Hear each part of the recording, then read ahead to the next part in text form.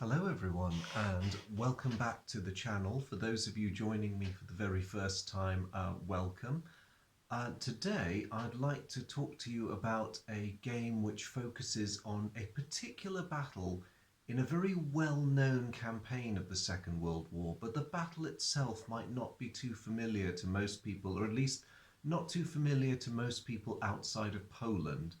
I speak, of course, of the action which lasted for 7 days, during which the Germans attempted to take the military depot of Westerplatte. So this was the point, the location at which World War II in Europe really kicked off. And in the early hours of the 1st of September 1939, the German battleship Schleswig-Holstein opened fire on the Polish positions, and that was the start of, in the short term, the Nazi campaign against Poland. In the wider term, the beginning of the second great conflagration that Europe and then, of course, thereafter the world was to see. And so the game I'm going to talk to you about is Lukasz Wozniak's 7 Days of Westerplatte. Now, those of you who know me fairly well will not be at all surprised that I was sold on the box art as soon as I saw this thing. Yeah, I mean, don't misunderstand me. I'm not really a fan of German pre-dreadnoughts. I actually think they're rather ugly, but still impressive for all that. And I was fascinated by this because I knew of the Westerplatte battle, but as far as I'm aware, no one else has produced a game that focuses only on this. Now, I wonder why that might be, because militarily it was not that significant an action. The garrison held out for 7 days. They surrendered in the end when German victories elsewhere had made it rendered their resistance pointless, really. But it was the political and the morale factors that made this campaign so important. For the Germans, it was a bit of a shock because the Poles themselves recognised that Westerplatte was in a very vulnerable position. The Germans would be able to bring a great deal of force to bear on it. It was only manned by second line troops. It was a military depot. You know, it's not exactly the Polish equivalent of Aldershot. So the Poles themselves thought that Westerplatte would at best hold out for a few hours, and the Germans shared this view. So it was an immense shock to them that despite the combined efforts of the Heer, the German army, there were even some SS units present. The Kriegsmarine chipped in with obviously this big beast here providing fire support, but also with naval landing parties. And there was the Luftwaffe overhead as well with their Stukas providing support. Despite all of that, Westerplatte not only held out, the defenders inflicted casualties on the Germans that greatly exceeded their own. It was an amazing defence. And it is widely held in Poland that the garrison could have fought on longer than 7 days if they had wanted to, if they'd been willing to stake everything and die to the last man. Now, for humane reasons, their commander did not do that. But even so, the gallant defence of Westerplatte gave Poland its Alamo. It gave them this rallying point. You know, the name Westerplatte became a rallying point for Polish resistance, and they made full propaganda use of it. It was an inspiration to the rest of the nation in the darkest days of their existence. Conversely, for the Germans, it was a bit of a shock, really. I mean, from a professional standpoint, the German military thought, yes, you know, we've learned some important lessons from this. Let's absorb them, adapt, and move on. But for Hitler, it was almost a personal insult. His brand new revitalized army, navy, and air force had been stymied by this rabble of Poles. And he was furious. He was furious at the fact that these people had held his best at bay for a week when they should have collapsed within hours. He was not a happy bunny. And from a purely personal standpoint, anything that made Adolf Hitler not a happy bunny is absolutely fine by me. But anyway, that's the importance of Westerplatte, and that is why it's enshrined in this very interesting offering by a Polish designer. So what I'm going to do today, I will be putting up a demo video fairly soon of how the game actually plays. It's not a detailed war game per se. It's very much a tower defense model where you as the defending Polish players, it's a cooperative game from 1 to 4 players is what it supports. You all work together. The game system controls the German forces. If I can turn the box around to give you a glimpse of the components, as you can see, you've got the areas where the Germans deploy in advance. The northern half of the map is the Westerplatte defense zone. And your job is to scurry around, maintaining the defense of this area, keeping the key locations within Westerplatte safe for as long as you can. The game also keeps track of the passage of time. So if you can last for the equivalent of 7 days without collapsing or surrendering, then you win. Anything else is a German victory. And like many team games of this nature, you stand or fall together. So much for the backstory and the hugely impressive box art.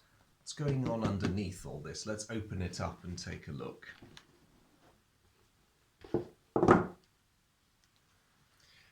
So the first nice touch is the rulebook. Or rule books, I should say. There's 3 of them. Of course, you get the obligatory English copy because, let's face it, the vast majority of those of us around the planet who'll be playing this speak English as our first language. But there's also a rule book in German, which I think is a nice touch. And there is also a rule book in Polish. And the Polish rulebook has something the other 2 don't have, which is these links to recommended reading for those who want to find out more about the Westerplatte campaign. Very, very nice touch. I like that. So it's an easy game. This is clearly meant for families as well as people with an interest. I did buy this game a couple of years ago for my young nephew, and he loves it. And he's not, at least at the time, he was not a gamer in that sense. Yes, so nice rule books. The rules are very short, well illustrated. The translation, got to warn you here, the translation into English does leave a couple of ambiguities. But to be perfectly honest, once you start playing, the ambiguities resolve themselves. The designer's intent is very, very clear, and it doesn't, I think I played it a bit wrong on my first attempt, but I had it pat by attempt number 2, and I think I spent 15-20 minutes reading the rule book, if that. It's very well illustrated, gives you very good examples of how the bits and pieces of a turn work, and it's short. You can play this game very rapidly after taking it out the box. The map, again, looking at how this is not quite a war game, but it's, you know, it's a tower defense game with a particular historical theme tacked onto it. But the map is gorgeous, beautifully illustrated, pretty solid. This is going to last a while, even with repeated plays. So you've got the town area to the south with the German deployments marked A to E on the bottom. And then you've got the Westerplatte defense zones with various tracks on it.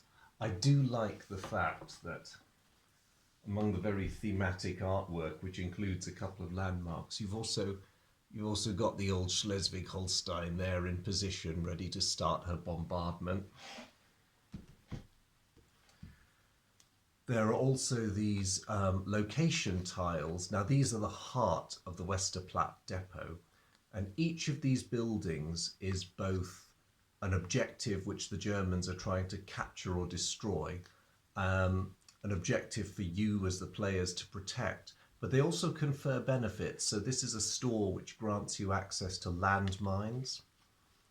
That is additional logistics to help you build and repair your fortifications. That's the small arms ammunition store. Now, of course, you don't have much going for you in this game. You're outnumbered.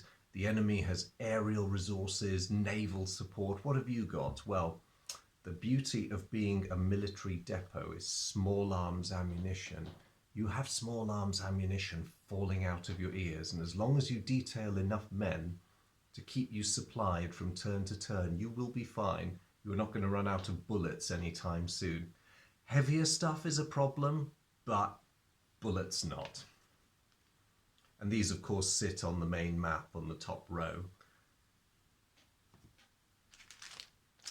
You also have these little counters. They're quite nice, chunky cardboard, and they represent, for the most part, either positive or negative effects from rising or falling morale. So increased morale helps your men move about more. You gain extra actions, extra attacks. Decreased morale, suppression fire keeps your men down. They can't use their full movement. In some cases, ammunition is lost, either because you can't access it or because the will to use it is no longer theirs. You know, hope fades as there's no sign of anyone coming to help you, and every time you look up, it's only to see a sky full of Stukas. It's quite evocative that way. You also get these fire tokens, which record the results of bombardment from the Schleswig-Holstein, that nasty, nasty beast out there, which you don't really have anything that can touch her, but she can level entire sections of your defences. If you're unlucky, for the most part, her fire isn't that bad, but it's bad enough because she can start these fires that block your routes of movement from one part of the Westerplatte depot to the other, forcing you to detour. Time and efficiency in this game is very precious. For those who like them, there's this massive chunky wooden bit. That's one of the officer standees. I'm tempted to see if I can find some models of Polish soldiers and paint them in the appropriate colours, because I like that kind of thing. But if you're happy with a meeple, there's your meeple, one of 4 included in the set. Otherwise, there's wooden tokens to track your morale, the state of your defences, how much ammunition you have remaining. The grey ones are landmines, the black ones are mortar rounds. It's beautiful. These are very tactile, and the colour differential means that you can tell at a glance at the map what your situation is, how your defences are doing, how much ammo is available, where your officers and their attendant men are. It's a lovely, simple system. And lastly, there are the various cards. And for the most part, these regulate the movement of the movement, the deployment, and the attack capabilities of the German forces. As you can see, the Germans have air attacks, they have artillery, they have infantry. A lot of the art's fairly samey, but it's really well executed and very, very evocative. You can almost feel the, hellish siege conditions that both sides are undergoing. It's important to remember that while you're very much rooting for the Poles here, not just because you're playing them, but because they're the underdog. They're the ones manfully defending their homeland from the forces of one of the most evil regimes the world has ever known. So it's very easy for you to slip into that mindset of, we're the good guys. And in many respects, you are. Never mind that Poland was a military dictatorship at the time, so we won't talk about that. But it was pretty bad for the Germans. For those German troops that had to actually try and storm the place, Westerplatte was a bit of a hellhole. And they certainly didn't enjoy the experience. And no amount of Nazi rhetoric was going to make the approach and the capture of Westerplatte easy. And I just want to see if I can find, you see my battleship obsession coming to the fore here again. There are some event cards as well, which include the dreaded German behemoth bombarding your positions. Reading that card, you lose part of your defences from 3 sectors under that bombardment. So it's not a deal breaker. It's nowhere near as bad as that. That event card allows all German forces to advance an extra space for free across the map. That's not the event you want to have, especially when you're really pressed. Now, something like that is much better. You get confirmation that your allies have joined the fight and it boosts your defenders' morale. That's what we want to see. But, you know, the event deck will do what the event deck will do, and there's not a lot we can do about that. So anyway, that's the components. I'll just show you the inside of the box because the designers love their inserts. It's really good, it's really solid.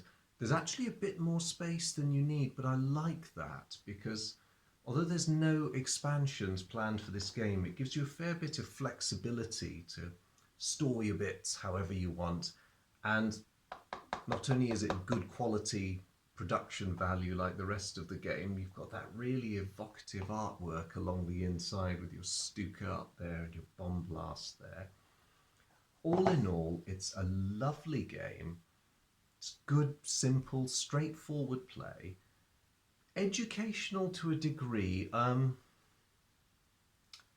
would say a purist wargamer would have little time for this game, although he or she might appreciate the beauty of it, the production values. It's not a bad filler game. But if you're the sort of person who's into the sort of Panzer Grenadier level of simulation or higher, there won't be much here for you. There's a lot of abstraction. As I said earlier, the terrain as depicted on the map does not even closely really match the layout of Westerplatte or the approaches. But you know, it does a job. It does a good job for what it is. But it gives you a sense of the experience of the Polish defenders in that you're facing a juggernaut that never seems to tire or run out of men. By comparison, your resources continuously dwindle. There are moments where you get, you know, little resupplies, buffers here and there, but they're few and far between, and you're just constantly firefighting, detailing some of your men to shoot at the Germans, detailing others to fetch more ammunition, detailing yet more to try and repair or improve the defences because the constant shelling and the bombing is wrecking your foxholes and the perimeter wall. That's got to be dealt with. And there's too much to do and not enough of your fellow Poles to do it with. So that desperation really comes through. But it's a good game. I will show you in the next video how it works, and then as ever I'll conclude with my final thoughts. But in the meantime, thank you very much for tuning in.